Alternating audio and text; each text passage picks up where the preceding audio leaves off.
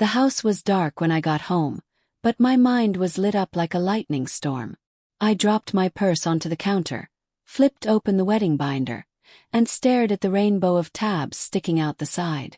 Every one of them was a reminder of how much I had poured into this wedding. Venue, catering, florist, bakery, agent, photographer, all paid for by me. All in my name, all cancelled.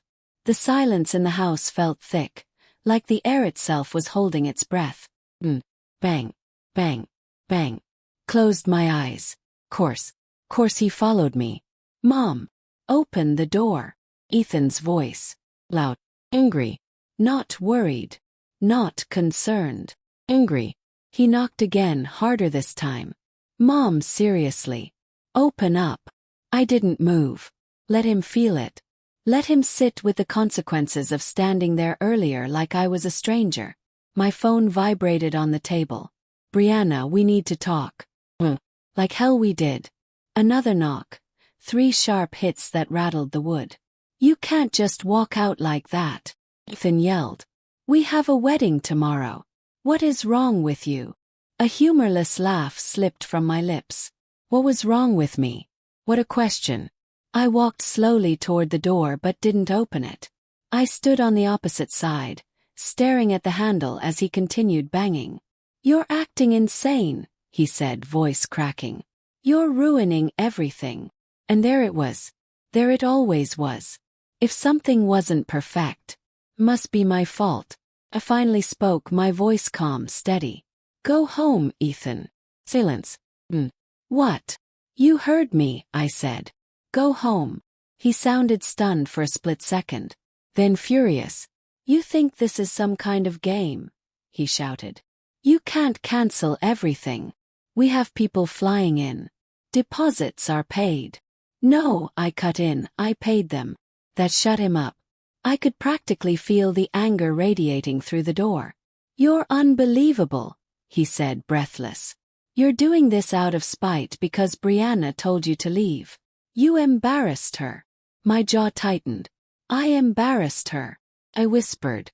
She didn't mean it like that, he snapped.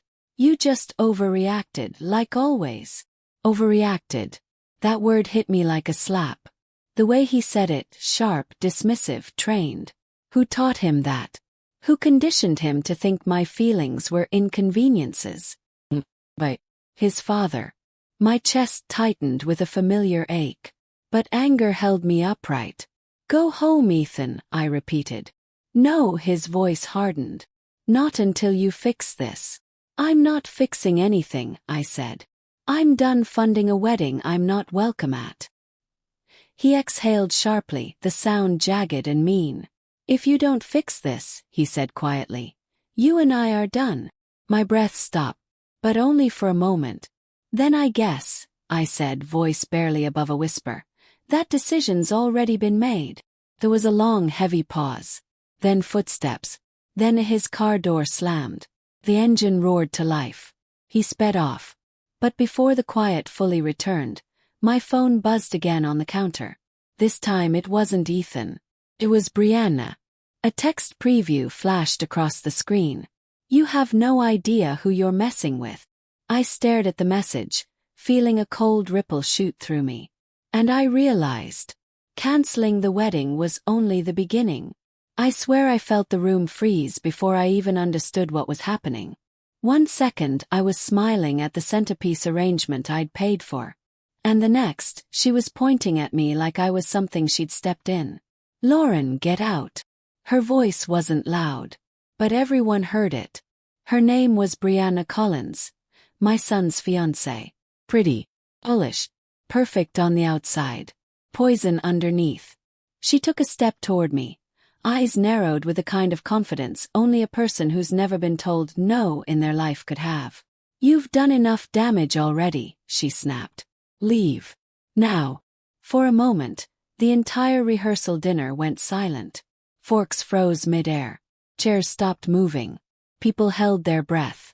And then my eyes found him. My son, Ethan. My only child. The boy I raised alone. The man I worked 2 jobs to help put through college. He wasn't looking at me. He wasn't looking at her. He was staring at the floor. Not a word. Not a glance. Not even a whisper of, "Mom, wait." He just stood there, letting her humiliate me in front of everyone. I felt heat crawl up my neck, embarrassment, anger, heartbreak, all tangled together so tightly I couldn't breathe. But I refused to let them see me fall apart. So I grabbed my purse, the one carrying the $50,000 cashier's check meant for tomorrow's final payments, and walked out of the hotel banquet hall. Low, silent, like I was a guest leaving someone else's mess. Not the woman paying for the entire wedding. The cold night air hit me hard as I stepped outside. Should have steadied me. Didn't. My hands shook as I climbed into my car. The humiliation replayed in my mind on a cruel loop. Get out. You've done enough damage. Damage. I had paid for the venue, the catering, the decor, her expensive dress fittings, and even the stupid monogrammed napkins she insisted on. And she had the nerve to treat me like I was intruding on their happiness. My phone buzzed in the cup holder. I didn't even have to look to know what the messages would be. And I was right. Why'd you leave? Don't start drama. Just apologize so tomorrow goes smoothly. Not one message said, "What did they do to you, Lauren?" Not one person took my side. I swallowed the lump in my throat. No crying. Not for them. Instead, something else rose inside me. Not hurt. Not confusion. Anger. Cold, sharp kind of anger. The kind that doesn't burn. Crystallizes. They thought I'd stay quiet. They thought they could disrespect me and still enjoy the wedding I built for them. Well, I opened the email from the wedding planner. My thumb hovered over her contact. Deep breath. Ugh. She answered on the second ring, chipper and clueless. "Hi, Lauren. Just confirming the timing for." "I'm canceling everything," I said. Long pause. I'm sorry. "You mean?" "Everything," I repeated. "The venue. The vendors. Payments. I'm pulling out." She hesitated. "Lauren, all the contracts are in your name. Are you sure?" "Tomorrow is." "If I'm not welcome at the wedding," I said quietly, "neither is my money." By the time I drove home, my hands weren't shaking anymore. The anger had settled into something stronger. Determination. Let them wake up tomorrow expecting their fairy tale wedding. Let them show up and find the flowers gone, the chairs gone, the food cancelled, the music silenced. If they wanted to throw me out like garbage, they were about to learn exactly how expensive that mistake was. I should have known things were bad when my porch light flickered on at 6:12 a.m. Not because I turned it on, but because someone walked into the sensor's range. I hadn't slept. Not a second. I sat at the kitchen table with a mug of cold coffee, staring at Brianna's last text like it was a warning label. "You have no idea who you're messing with." And now someone was outside. No knock at first. Just the soft crunch of shoes on the welcome mat. Bang, bang, bang. But it wasn't Ethan's entitled pounding this time. This knock was sharper, more controlled, like someone trying hard not to lose it. I opened the blinds just a sliver. Brianna. Her hair was still perfectly curled, makeup flawless, even this early. But her eyes were wild, red from crying or rage or whatever cocktail she lived on. She looked like a storm wearing a pretty dress. "Lauren," she shouted at the door. "We need to talk right now." I didn't open it. I just watched. Her voice cracked. "You're destroying everything. Do you understand that?" "Everything." My stomach twisted, but I stayed still. She paced the porch like a caged animal, clutching her phone, wiping at her nose, muttering to herself. Then she said something that made my blood run cold. "I'm not letting you ruin my future. You owe us, Lauren." "Owe them." I almost laughed out loud. She banged again. "I know you're in there. Ethan told me everything. You're trying to control him, just like you controlled his father." So Ethan had been rewriting history for her. I swallowed the anger rising in my chest. Then the doorbell rang non-stop. 5, 6, 7 times. But I still didn't open the door. Because I finally understood something. They weren't coming to apologize. They weren't coming to talk things out. They were coming to take back control. Brianna eventually stopped pressing the bell. She stood there breathing hard, shoulders trembling. Then she pulled out her phone and said loudly, "Fine. If you don't come out, then I'll handle this another way." That sentence hit me wrong. Hard. Too dangerous. Too familiar. Because that was how manipulators talked right before they destroyed something. She stomped down the steps and disappeared into her car. The engine revved. Tires screeched. And I finally let out the breath I'd been holding. I sat back down at my table, heart racing, mind spinning. Should I call the police? Should I tell someone? Should I? My phone buzzed before I could finish the thought. A notification. Instagram. Brianna tagged me in a post. My stomach dropped. I tapped the screen with trembling fingers. And what popped up made my jaw clench so hard it hurt. A photo of her crying into Ethan's shoulder. Mascara smudged just enough to look tragic. The caption. "Pray for us. His mother is having a mental breakdown and trying to sabotage our wedding." I closed my eyes as the comments started pouring in. Sympathy. Advice. Judgment. None of them knew the truth. None of them had to. 'Cause now, it was public. This wasn't just family drama anymore. Brianna had declared war. The moment I saw the police car roll slowly past my house, I knew Brianna had crossed a line. Not later. Not eventually. Right then. Because the officer didn't just drive by. He slowed. Looked at my porch. Looked at my windows. Looked at me. My heart slammed against my ribs. I stood perfectly still behind the blinds, barely breathing. Had she actually? Did Brianna really? Well, no one would go that far. Would they? I stepped away from the window, hands shaking. Minutes crawled by like hours. Knock. Firm. Official. Final. Froze. Another knock. "Ma'am." "Police." My stomach turned to ice. I opened the door slowly, hands raised slightly out of instinct. The officer offered a polite nod. "Ma'am, are you Lauren Whitaker?" Whitaker. My married name. The one I kept because I wanted Ethan to feel connected to both parents. "Yes," I said cautiously. "Is something wrong?" He glanced down at his tablet. "We received a call this morning." God. Here it comes. From a woman named Brianna Collins. My jaw clenched. He continued. "She reported that you were making threats, and were potentially a danger to her and your son." A bitter laugh almost slipped out, but I swallowed it. "This is a misunderstanding," I said evenly. The officer nodded gently, not aggressive, just performing protocol. "Are you currently in distress? Has anything happened that made you feel unsafe?" I stared at him for a moment. The question hung between us, heavier than he knew. Unsafe. Emotionally. With them. Absolutely. From myself. Not even close. "No," I said firmly. "I'm not a danger to anyone. I never threatened them. Brianna came here this morning yelling at my door." He raised his eyebrows slightly. "Did you record it?" Of course I didn't. Because I wasn't expecting a 26-year-old with lash extensions and a Pinterest addiction to weaponize the legal system. "No," I said quietly. He sighed. "Well, I don't see any cause for action here. You seem calm and coherent. I just needed to check. If she contacts you again and it escalates, give us a call." "I'll do that," I said. But as he turned to leave, he paused. "One more thing," he added. "She said she might be posting about the situation for her own safety. Just be prepared for that." My throat tightened. Prepared. He had no idea how late that warning was. The moment he left, I grabbed my phone.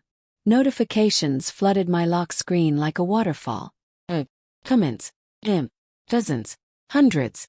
People sharing Brianna's post. People asking what kind of mother does something like this. People calling me jealous. Manipulative. Crazy. Crazy. That word stung the most. I clicked on the latest post she uploaded. This time it was a video. Her eyes swollen, her voice trembling. "I'm scared," she whispered to the camera. Ethan and I don't feel safe right now. Please keep us in your prayers. My hands shook with rage. She didn't just twist the knife. She broadcasted it. But as I scrolled through comment after comment ripping into me, something shifted deep inside. This wasn't humiliation anymore. This wasn't conflict. This was defamation. And I knew exactly who to call. I walked to my desk, opened my drawer, and pulled out the business card of the only person who could end this cleanly. My attorney. But before I could dial, a message notification slid across my screen. From Ethan. I hope you're happy. Brianna is having panic attacks because of you. You've become a monster. Monster. My fingers tightened around the phone. Fine. If they wanted a monster, they were about to meet one. I never imagined the day would come when I'd need a lawyer because of my own son and the woman he chose over me. But there I was, sitting in my living room, phone shaking in my hand, staring at my attorney's number like it was the only lifeline left in a hurricane. The word monster kept echoing in my head, not because it hurt, but because it showed me exactly how far gone Ethan was. If your own child can look at you, after everything you've sacrificed, and call you a monster, they were never on your side to begin with. Pressed call. It barely rang twice. Lauren. Margaret's voice came through steady, warm, and sharp all at once, like someone who had seen this kind of chaos before, and knew how to handle it. I need your help, I whispered. And I hated how small I sounded. How tired. How worn down. What happened? Her tone shifted instantly. Professional anchoring. So I told her. Everything. The screaming. The door pounding. The police showing up. And most of all, the videos. Post. The lies spreading like gasoline across social media. Margaret didn't interrupt once. When I finished, there was a long, heavy pause. Then she said, Lauren, what they're doing isn't just cruel. It's illegal. Legal. The word hit me like a jolt of electricity. You're dealing with defamation, harassment, and targeted character damage, she continued. And based on what you've told me, Brianna is building a false narrative to manipulate your son and her online audience. My throat tightened. It felt surreal hearing someone else put into words what I had been afraid to say out loud. You did nothing wrong, Margaret said. Canceling your own contracts is within your rights. And being publicly humiliated doesn't justify a smear campaign against you. My eyes burned, not with tears but with vindication. Lauren, she added firmly, do you want this to stop? Closed my eyes. I didn't want to keep fighting. I didn't want to keep defending myself against lies. I didn't want to keep being the villain in someone else's make-believe tragedy. I just want my life back, I breathed. Then let me take it from here. Her voice was calm, confident, exactly what I needed. I'll draft a cease and desist, she said. To Brianna, to Ethan, to anyone else fueling this. And if they push further, we escalate. Something inside me straightened when she said that, like a spine growing back where it had been bent for years. Thank you, I whispered. No, she replied. Thank yourself. You're finally standing up for you. Before I could respond, another vibration buzzed against my palm. Another notification. Another tag. Margaret's voice softened. Lauren. What is it? I slowly lifted the phone. Another video. This time not from Brianna, but from Ethan. His face filled the screen, angry, red, tired. His voice trembled as he spoke. My mother needs help, he said. She's unstable. She's ruining our lives. My chest tightened. The room spun. And then he said the words that broke something I didn't know was still whole inside me. Until she gets help, I don't consider her family anymore. I didn't breathe. Couldn't. Margaret's voice cut through the ringing in my ears. Lauren. I sank into the couch, phone slipping from my fingers. Because that was the moment it hit me. Ethan wasn't being manipulated anymore. He believed every word. And that meant the fight ahead wasn't just for my reputation. It was for my dignity. The moment I realized my own son had posted a video calling me unstable, something inside me didn't just crack, shattered clean in half. Not because his words hurt. Because they revealed the truth. He wasn't confused. He wasn't overwhelmed. He wasn't being manipulated anymore. He chose the lie. He chose her. The phone was still on the carpet where it fell, the screen frozen on Ethan's face, twisted with disgust, disappointment, judgment. Judgment toward me. Me. His mother. I couldn't look at it anymore. I stood up slowly, the room tilting sideways for a moment before leveling. Margaret's voice still filtered faintly through the speaker. Lauren. Lauren, are you there? I picked up the phone with numb fingers. I'm here, I whispered. Margaret didn't push. She must have heard everything. My silence, the tremor in my breathing, the collapse happening in real time. Listen to me carefully, she said gently. This is no longer a family dispute. This is defamation with measurable harm. And we're not letting them get away with it. Something heavy and suffocating uncurled in my chest. Not grief. Resolve. What do I do next? Yes. I'll file the notice today, she replied. But Lauren, you need to prepare yourself.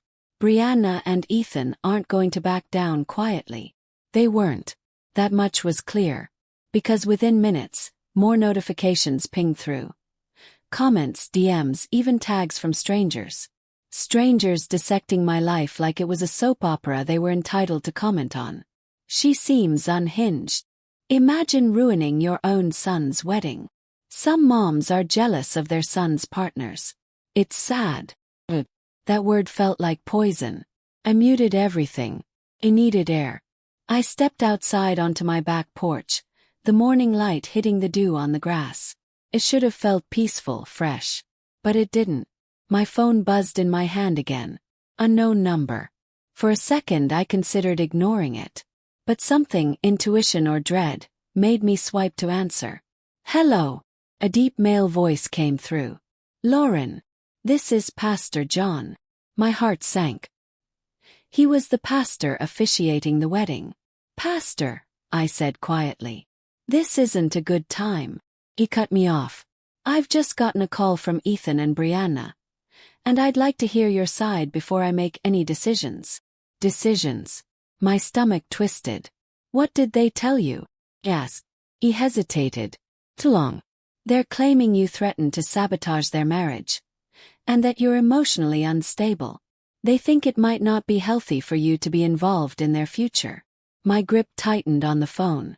Emotionally unstable. They weren't just trying to smear me. They were trying to erase me. Erase me from the wedding. Erase me from the community.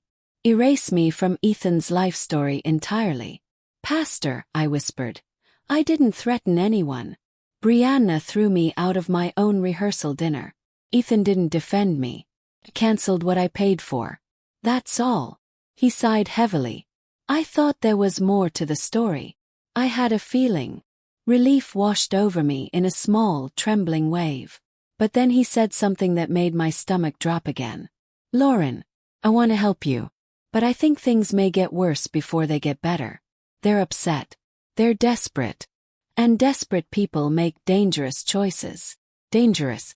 The word hung between us like smoke. What are you trying to tell me? Yes. There was a pause. Long, uneasy pause.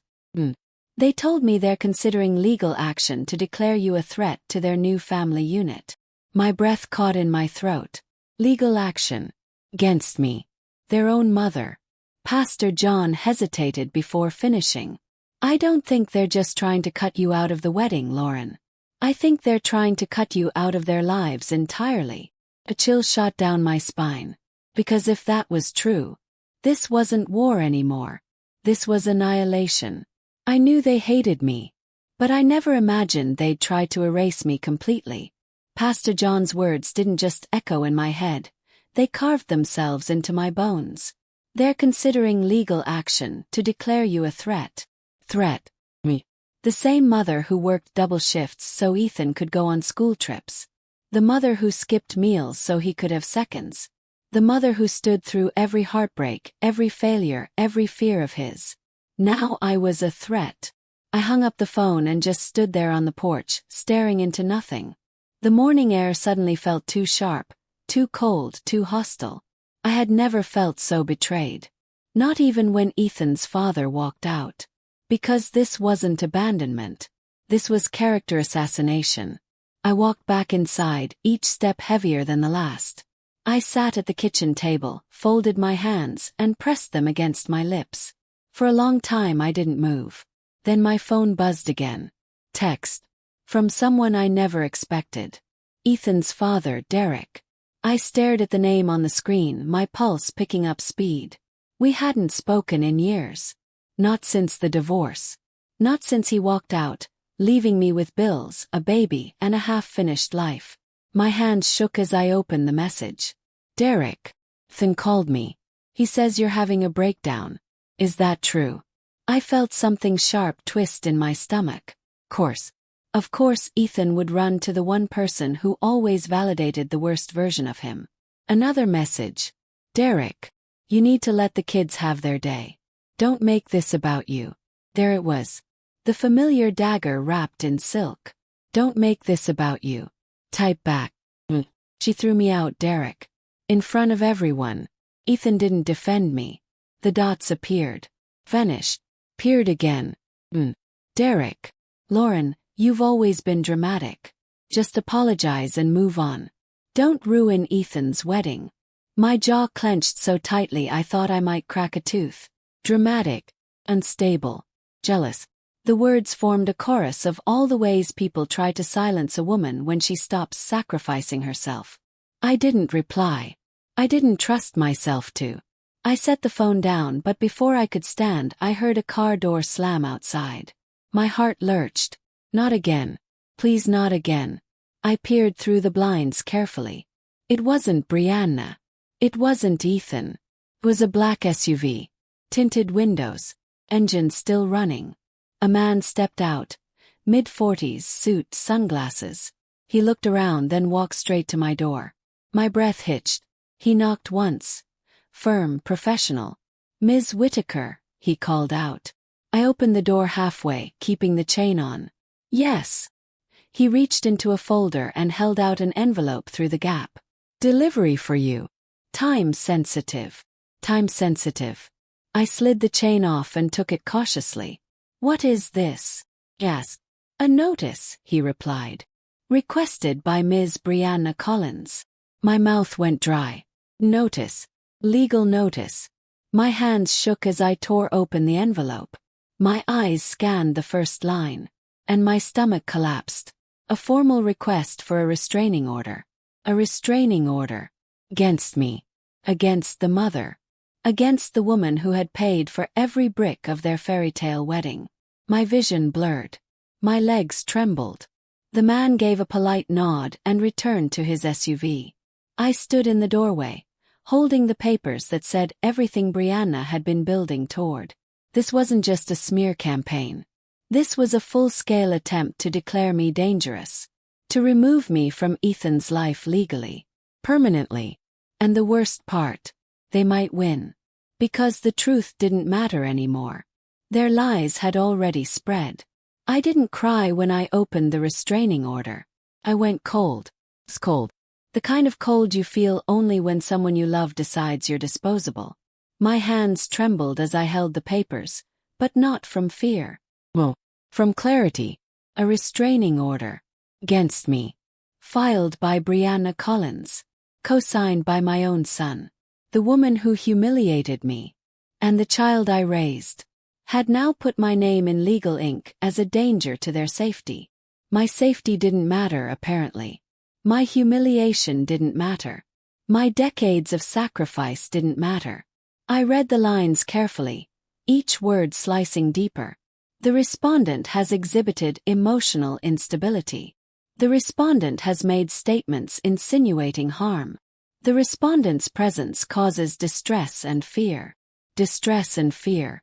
I was the one who'd been cornered. I was the one Brianna screamed at. I was the one they publicly smeared and humiliated. But somehow I was the danger. I sank into my chair, the papers resting on my lap, my breath stuck somewhere between rage and heartbreak. Then my front doorbell rang. Again. Not pounding. Not hostile. Just a single sharp ring. I stood slowly, almost afraid of what waited on the other side this time. But it wasn't Brianna. Or Ethan. Or the police. It was my sister, Melissa. Her expression said everything. She had already seen the posts. "Lauren," she whispered. "What is happening?" I stepped aside mechanically, letting her in. She sat across from me at the kitchen table, eyes scanning the binder still open from the day before. Tabs sticking out, proof of everything I had done for Ethan and Brianna. "This isn't real," she said quietly. "This can't be real." "Oh, it's real," I replied, voice steady. Too steady. They made sure of that. Melissa picked up the restraining order forms with shaking hands. "They're trying to paint you as dangerous," she murmured. "But why?" "Control," I said. The word tasted bitter. This wasn't about safety. This wasn't about mental health. This was about Brianna wanting a clean slate. One where I didn't exist. One where she could rewrite Ethan's entire life without me in it. Melissa swallowed hard. "Where's Ethan in all this?" A hollow laugh escaped me before I could stop it. "He signed it, Mel." Her hand flew to her mouth. "Oh my God." I nodded slowly. "My son is trying to legally remove me from his life." The sentence hung between us like smoke. Then Melissa's face hardened. "This isn't something we can ignore. You need to fight back." "I already called Margaret," I said. "She's drafting everything." "Good," Melissa snapped. "Because Brianna isn't just toxic, she's dangerous. Ethan doesn't see it yet, but he will." I almost believed her. Almost. Melissa squeezed my hand. "You're not alone in this." I wished I believed that too. But before I could respond, before I could breathe, my phone buzzed on the table. A notification. From a number I didn't recognize. I opened it, expecting another stranger calling me unstable. Instead, it was a screenshot. A screenshot from the wedding venue's employee group chat. And there, in black and white, was a message from Brianna. "Don't worry. Once the restraining order goes through, she won't be able to show up anywhere near us. We'll still have the wedding, just without her drama." My blood ran cold. She wasn't trying to stop the wedding. She was trying to steal it. Take credit for it. Erase me from it entirely. And then enjoy everything I had paid for. But the last line of the screenshot was what made my skin prickle. "And if she tries to interfere again, I have proof to destroy her completely." Proof. What proof? My heart hammered. Because whatever she thought she had on me, I hadn't even seen the worst of it yet. I've been betrayed before. But nothing prepares you for the moment you realize someone is actively building evidence to destroy you. Not emotionally. Not socially. Legally. That screenshot replayed in my mind over and over. I have proof to destroy her completely. Brianna. Proof of what? What lie had she crafted now? How far was she willing to go? My heart hammered as I sat at the kitchen table, staring at the message.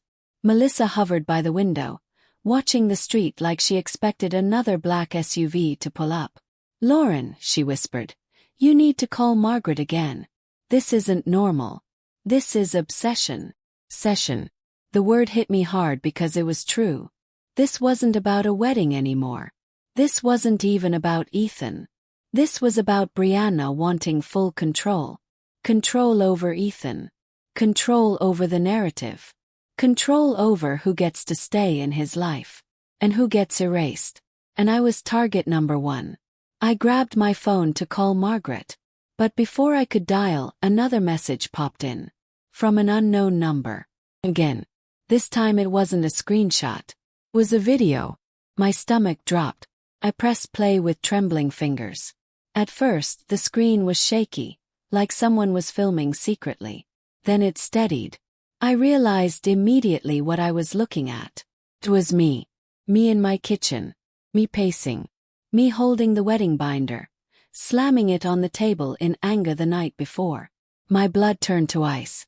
Someone had recorded me. Inside my own house. Melissa gasped. Lauren, that's from last night. Someone was watching you. My heart pounded so loudly I felt it in my fingertips. The video zoomed in on me mid-rant. There was no sound, but it didn't need sound.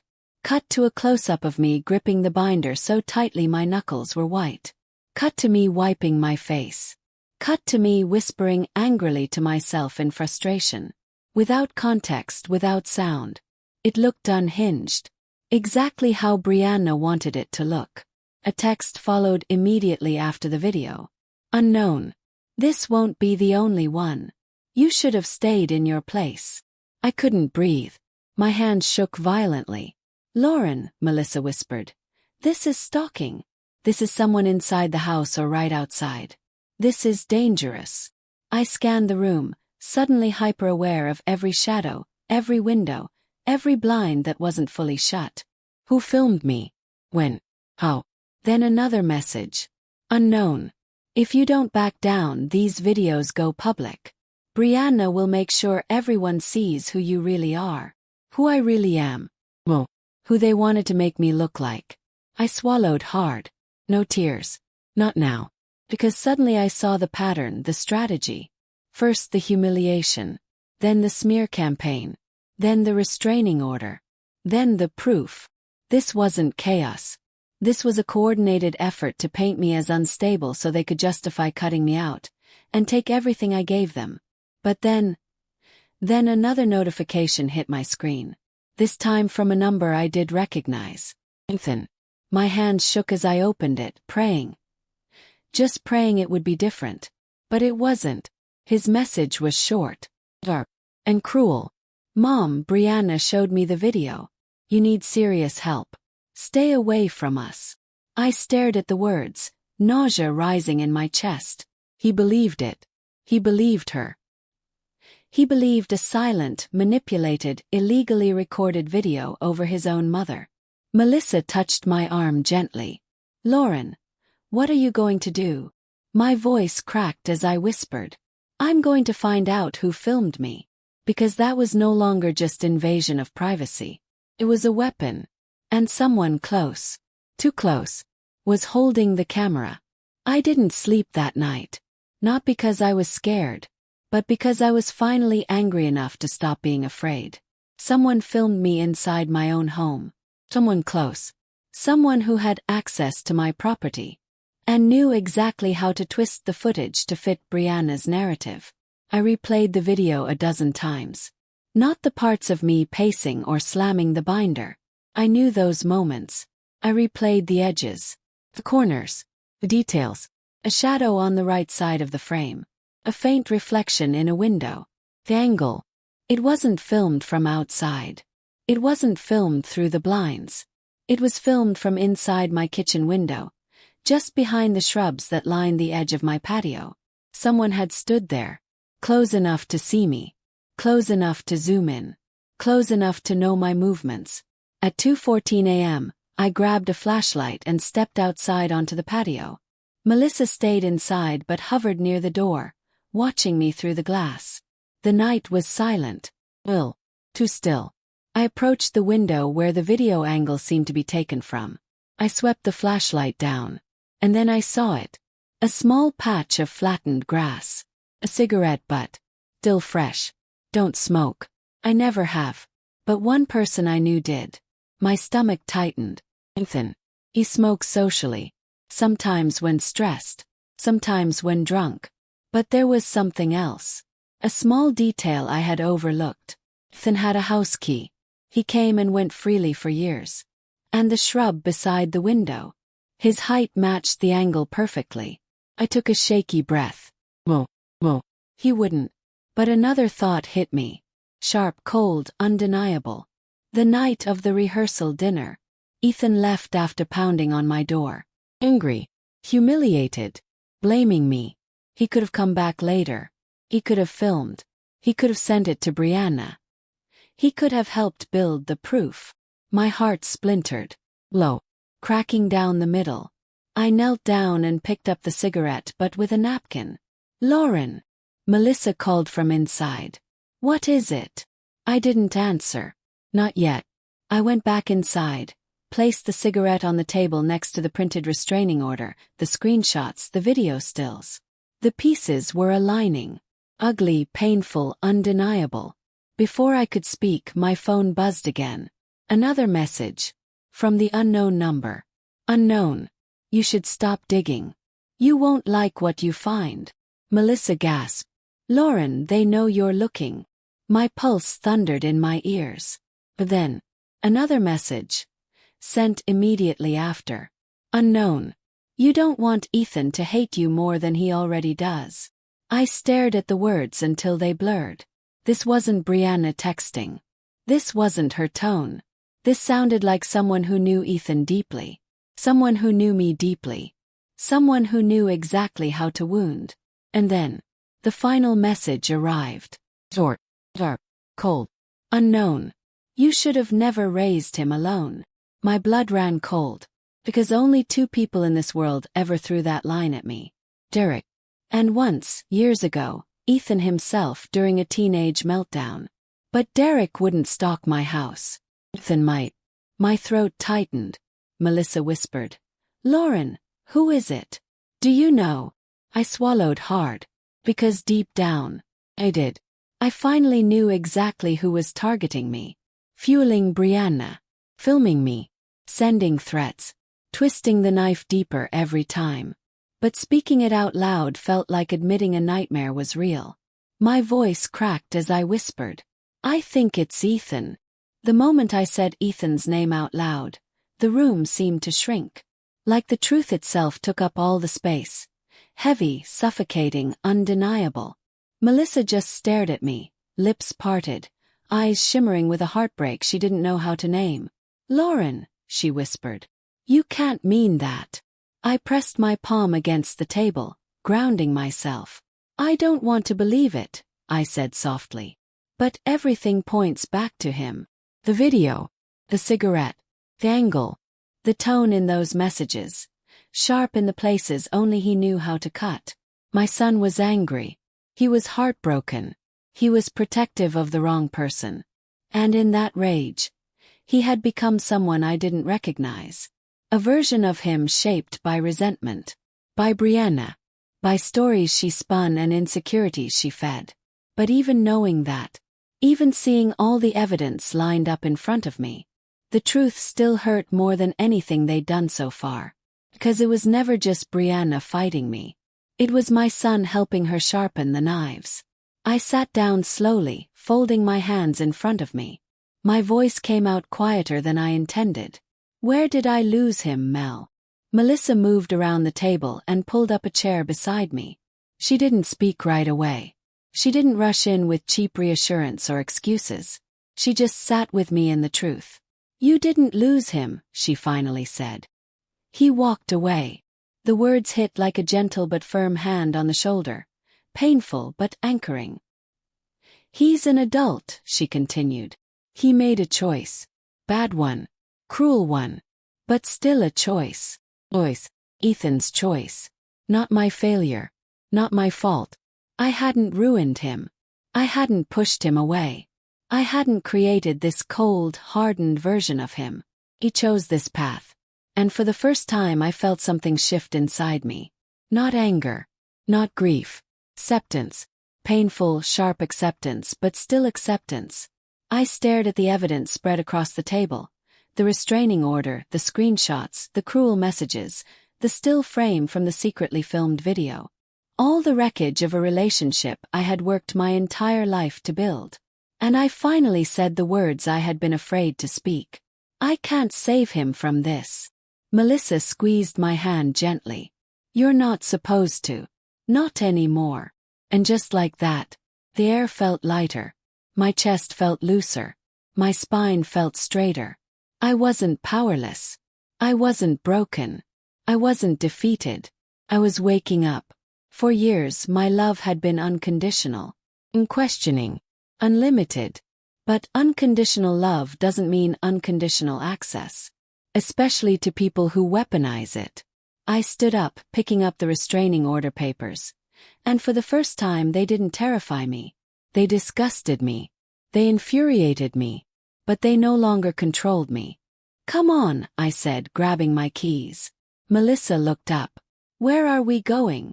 I exhaled slowly, letting the weight fall off my shoulders, letting the clarity settle in my bones. I'm going to fight back, I said. Not for Ethan. Not for them. For me. My voice didn't tremble. Not once. And this time, I added, I'm not fighting from a place of fear. I'm fighting from a place of truth. I walked toward the door, strength returning with every step. And in that moment, I realized something powerful. They hadn't destroyed me. They had revealed me.